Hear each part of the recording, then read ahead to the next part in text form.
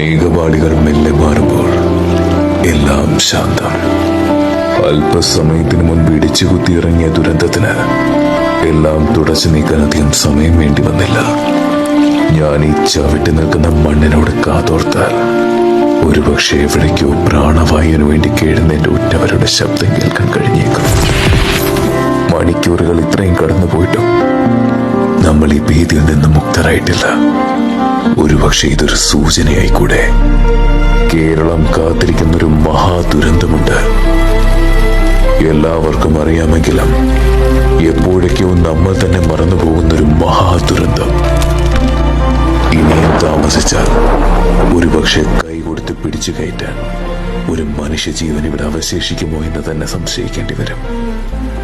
മാറ്റം വരുത്താൻ നമുക്കേ സാധിക്കൂ.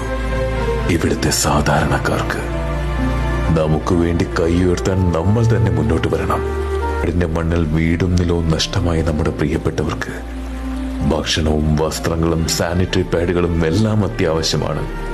അതെത്തിക്കാൻ ഇന്ന് നമ്മളുണ്ട്, ആരൊക്കെ കൈയൊഴിഞ്ഞാലും. എന്നാൽ ഇന്ന് സംഭവിച്ചതിന്റെ 10 മടങ്ങ് നമ്മൾ നേരിടേണ്ടി വരും.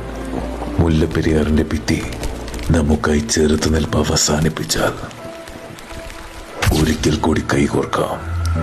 ഒരുപാട് ദുരന്തങ്ങളിലൂടെ നമ്മൾ കടന്നു പോയിട്ടുണ്ട്, മറികടന്നിട്ടുമുണ്ട്. സോഷ്യൽ മീഡിയയുടെ ശരിക്കുമുള്ള ഉപയോഗം എന്തെന്ന് ഒരിക്കൽ അത് നിർമ്മിച്ചവർക്ക് പോലും കാണിച്ചു കൊടുത്തവരാണ് നമ്മൾ. ഇതും നമ്മൾ അതിജീവിക്കും, ഒറ്റക്കെട്ടായി, ഭയമില്ലാതെ. Justice for Kerala.